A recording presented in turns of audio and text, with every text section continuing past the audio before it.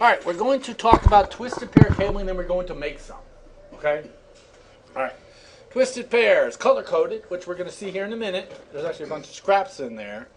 It's 4 sets of 2 wires twisted together. Orange, orange, white, blue, blue, white, green, green, white, and brown, brown, white. Okay? Colors really don't matter, and really, if both ends of the wire are the same scheme, doesn't matter. I actually went out and did a wiring job for a company where they just had the wires coming out of the wall. You ever seen those places where the wires just come out of the wall instead of a wall plate? They asked if I could clean that up. So I went, cut them all off, put nice wall plates on the entire place. The entire network went down. Because they didn't wire it to standards. What ended up happening was when I wired the wall plates to standard, the other end was done differently. And I started looking at the wires. Very few of them were the same. They were all different. So whoever did it, they just put 2 ends on. As long as they matched, they were good. They didn't care what scheme it was. So I ended up doing all the wall plates, then all the connectors in the wiring closet because the network was down. I was like, oh crap. It was actually one of the first things I did for that company. I'm like, they're going to hate me. But it wasn't my fault. It was. All right. So this is more wire pair twist per foot, more resistance to crosstalk. What happens is the wires are twisted around each other. One's negative, one's positive, and it prevents crosstalk. It's like that interference. You know, something the old telephones, you could hear your neighbors sometimes. I don't know if some of you probably aren't old enough to hear that. Okay. Higher quality, more expensive. So the cheaper wires, instead of like the orange white, it's orange and then white, and then blue, then white. So it depends on the wire. If you're colorblind, a lot of people have an issue with this. So I already asked you all that question. No one said they were colorblind, but it could be an issue if you are colorblind. Okay. Twist ratio is the amount of twists per foot. They do vary. Cat 6 is not this. This is 5. Cat 6 is basically the same wire, but inside the wire they actually have, you know those plastic things you can call them pipe cleaner kind of things. I don't know. You mix a drink with them, a bar. There's real safety swizzle stick. That's what they are. It looks like there's a swizzle stick in it that has a twist in it, so the wire fits right into there, so it keeps it twisted perfectly the entire length. So all kinds of different ones. Okay, it says the higher twist ratio has greater attenuation. We're like, well, we actually think about this downstairs. The reason is, we actually looked it up. This was 2 days ago. The more we twist the wire, we're actually using more wire. Do you all agree with that? And the longer the wire, more attenuation. Because from here to here, it might have been 10 feet before, but if we twisted a whole bunch, maybe now it's 11 feet or 12 feet. So what they're saying is, when it's twisted more, you get more attenuation because the wire is actually longer. Okay? So, kind of cool. All right. There's a lot of different designs, twist ratio, number of wire, the grade of the wire. Could be solid, could be stranded. There's all kinds of different ones. The shielding of it, 1 to 4,200 wire pairs. There's just all kinds. Okay. Now, if I was going to use this wire for a phone line, anybody ever wire a phone line? How many wires you need? Just 2. I ran Cat 6 for my network in my house and Cat 5 for my phone. So I could have up to 4 phone lines at every outlet. Actually came in handy sometimes. Because, one will break or something screw up, then you use the other one. So, all right. Specification we use is TIA 568. We use the B standard, which we'll see. A and B are close. They're not quite the same, but we'll see about that. Then the category is basically the quality of the wire. Cat 5 is what we use. Cat 2 and Cat 3 is normally your phone line. Cat 5 and actually Cat 5E is the standard right now. They also have Cat 6 and Cat 7. Cat 7 has a different connector if I remember right. Anyone ever done Cat 7? Pretty sure it has a different connector on it. Okay? So Cat 5 or higher used in modern lanes. That's what we all use. This is all Cat 5E. Okay? All right. Advantages. Very inexpensive. You can get a box of 1,000 feet of wire, which I actually graded all of your wiring diagrams. The price is I used to buy it for about $60 a box. Assuming a lot of you find it probably about $100 for 1,000 feet, something like that. 120 on sale. Okay. I used to buy from not ThinkGeek. It was like ComputerGeek.com years ago, and you could get a box of 1,000 feet of cable, 100 connectors, and crimpers for $65. It was actually cheaper than if you could buy the cable by itself. So I always did that, and then I ended up with tons of crimpers. That's probably where most of these crimpers ended up coming from, because I had so many. Okay. All right, very flexible, easy to use. Because sometimes you want to run wire through a very short radius, and sometimes coax doesn't bend so well. So this is really easy to work with. Very easy to install. Can go long distances. Handles many different topologies. You can do token ring, you can do bus, you can just store all that with the same wiring. And they have shielded or unshielded. We're going to be working with unshielded. We'll see a picture of both. Okay? All right. Shielded. There it is. We have the same basic stuff, but now we have metallic shielding around the wire. When I worked at Tinker, that was what was required for the top secret network. That way no one can listen in. You can literally, when we do this, you'll see I'll put my tone generator on. You can really hear on the wire. Okay? Okay? Barrier to electromagnetic forces. Some people say it's faster, or can go longer distances. Possibly, but I don't know. I haven't done too much with it. Okay. All right, unshielded twisted barrier is what we have. No additional shielding. It's just a wire and some plastic. And it also has a piece of Kevlar with it. The same Kevlar they make bulletproof vests out of. You'll see there's some strings in there with it. You just chop that stuff off. But that is in there, so when you pull the wire, it has some strength behind it. It's actually Kevlar. Okay. So we'll be looking at that. Okay? Throughput, they're the same. Shielded is more expensive than unshielded. Okay? The connected, they both use regular RJ45. Telephone jacks use RJ11, which is the 2-wire. Unless you're doing, like the Cisco phones, then they use RJ45. Okay? Okay. Noise immunity. Obviously, the shielded is less immune to noise because it's got shielding. Okay? Maximum length for both is 100 meters or 300 feet. Okay? Nothing new there. A patch cable is this stuff. Okay? So, we got the wires from all these computers are running to this patch panel at the top, which I'll show you. So all the wires get connected into here. Then this thing, we have these patch cables that go from the top to the switch. A lot of places don't do this top piece. The wire is straight into the switch, which is fine. But it's nicer, like in my house, I have 27 drops. Okay? So am I using all 27 at all the time? No. So what I do is I have a whole bunch of open ports at the top, and I have a chart on my wall. Basically, this number 1 is in this room on this wall. Number 2 is on this room on this wall. So I can go, okay, I want to hook a computer up over there. Oh, it's in the study on the east wall. That's number 11. So I go up there and I put a cable in number 11. I'm done. So pretty simple to do. Okay? All right. But a patch cable, relatively cheap, relatively short. Connectors at both ends. That's what these are here. Come in all kinds of different colors. Red, blue, green, gray, orange, whatever you want. There's tons of colors. What was that? I was talking to a guy at OU.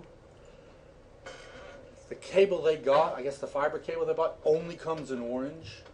And this is the guy at OU that's seriously pissed. They're like, no, we ain't doing it. And like, there's no other color. We have to go with orange. So now they have orange fiber in their school. Wouldn't that be funny, though? One of them always, you got our color in your cabinet. So, all right. Proper termination. Well, we're going to see how to put the connections on. Okay. If they're not done right, you can have issues with it. Okay. If the connectors are not put on correctly, you can have issues. You can have noise. You can have degradation of performance. There's all kinds of different stuff. A is what some government agencies use, like the FAA out at the airport. B is what almost everybody else uses. So the FAA is the only one I know who ever did A. Actually, one of my students wired Will Rogers, and he was like, dude, we used A. Really? No one uses A. Yeah. Well, this is kind of cool, though, as long as you know what the standard is. So it's pretty easy. All right, here's our wiring. Now, when you view these things, I think I got some open somewhere. These are the connectors. Okay, little teeny tiny plastic things. I'll get to play with them. So we're viewing this. That's not even right. Why are they doing? That's like a straight through. Yeah, that's not even the right wiring. That's the right wiring. Oh, this is A and that's B. No, it's not even A. Either one. Well. No, it does say A. This is A. I thought A wasn't mixed. Oh well. It says this is A. I don't do much with A, so I'm not positive on that one. But since it's in the book, obviously we know it's true. B is what we use. Okay? So if we hold this connector up, so the little gold parts are facing us, White, orange, orange, white, green, then blue, white, blue, green, white, brown, and brown. Okay? The ones that are used are pins 1 and 3 and 2 and 6. That's all that's used on this. So there's only 4 wires used on this. 7 and 8, the ones at the end, that's if you ever do power over Ethernet, that always goes on pin 7 and 8. Okay? So, you know, if you're running a wire somewhere, like that building diagram you all worked with, there's one room I could not get to test correctly. Pin 7, can't get it to work. But since we're only using 1, 3, and 2, and 6, I'm like, okay, it doesn't test correctly, but pin 7 is not being used anyway, so don't bother with it. So 1, 3, and 2, and 6. Okay? And you can also make a crossover cable by swapping those. On one end you have this. So if you want to make basically this kind of cable, it's this on both ends, that's what those are. They can connect a patch panel to a switch. But if I want to connect a computer to a computer with no switch in the middle, you need what's called a crossover cable. And to do those, you swap, one end is like this, then the other end, 1 and 3 get swapped, and 2 and 6 get swapped. So in other words, it'll be green, white, orange, orange, white, then actually the orange will be over here. You swap 2 and 6, 1 and 3, and then 2 and 6, whatever they are. Right? So if you want to make one for yourself, 1, 3, and 2 and 6 get swapped. Okay? There might be a picture of it. Okay? Oh, here it is, straight through cabling. It's right there. Okay? Terminate both identically. That's what we have here. Crossover, you swap. You'll see 1 and 3 are swapped. So one end gets wired like this, and the other end gets wired like that. Now, some new equipment actually will auto-detect that. Some of the newer stuff, you can actually take a straight-through cable and put it between 2 computers. Some can. Some of the new ones, some of the new network cards are auto-detecting, and can now detect that you're an idiot, didn't get the right cable, so it'll automatically just do it for you. So, makes sense. I mean, so that's what a crossover cable looks like, okay?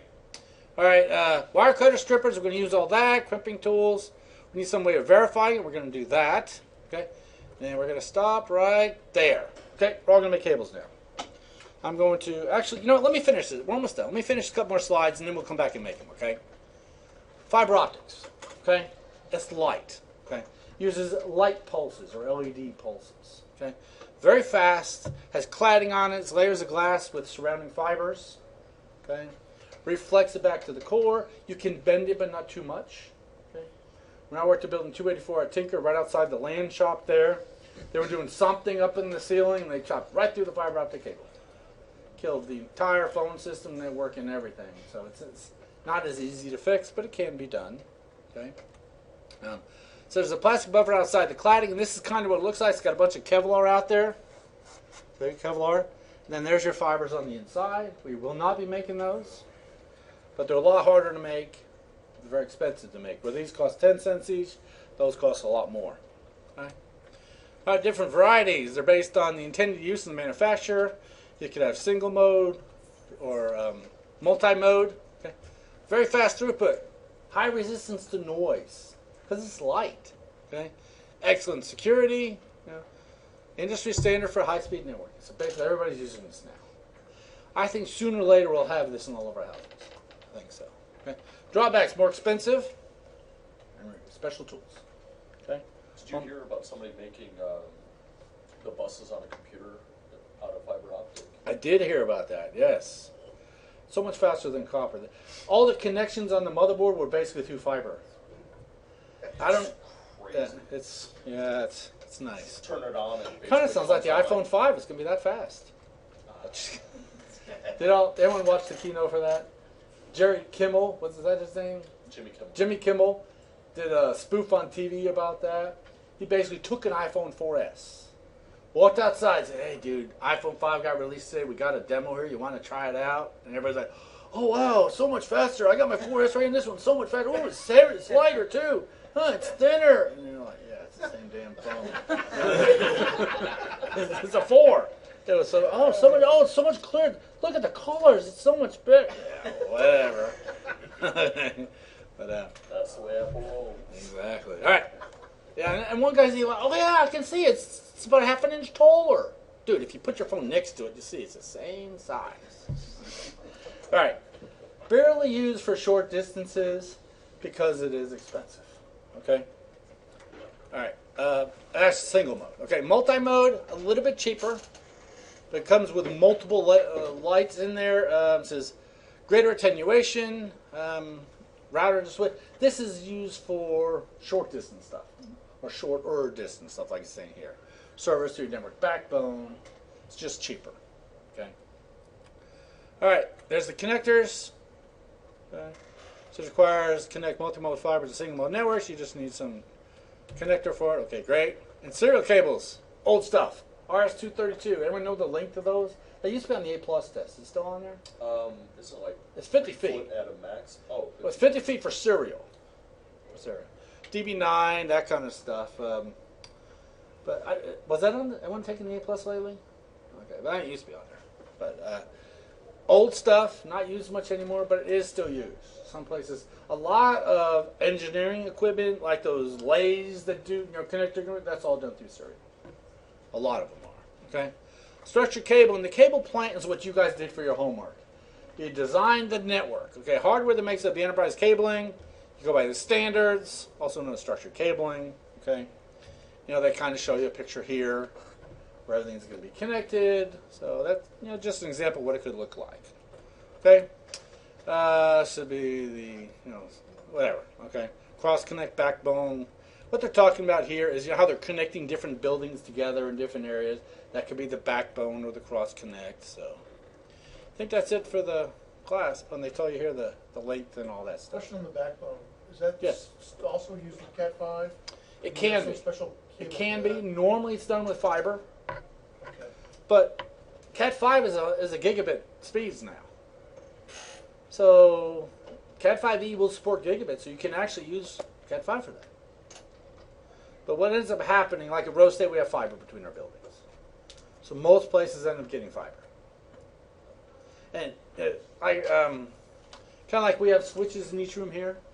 If we wanted to be faster, we would actually have fiber coming from 201 to each of the switches. That would be the high-speed backbone internal to the building.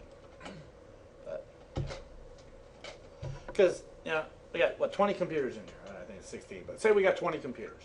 If they're all transmitting and receiving 100 megabits, then our connection down the hall is only 100 megabits. See a problem? So you got 20 people going at 100, all sharing one 100 megabit line. So basically that could get overloaded. You see that? So that's why you want to get a higher thing between your switches, between your backbone, stuff like that, to support more. Okay? But some people still do, actually quite a few people still deal with copper. Okay. All right? I think that's it. Best practices. Choose the right cabling. Follow the installation guide. You actually get certified in doing this. The Vote or Career Tech over here, they actually have certification courses in this, which I'd like to take. They have a structured cabling class, which is really, really good. Teach all the different kinds of cables, including fiber. You can actually go and get certified by Leviton, or that one that begins with a B. Not Belkin. Maybe it is Belkin. I don't know. Okay. All right. And it says, network problems often traced to poor cabling. We've seen that many, many, many, many times. A bad wire. Because, the wire's good today. I got 27 drops in my house. Been in my attic for 12 years now. You think they're all still good? They've been in hot and cold and hot and cold and hot and cold for 12 years. I'm willing to bet some of them are starting to degrade. So, it can't happen. Even fiber, in the weather. Okay? All right, that's the end of the chapter.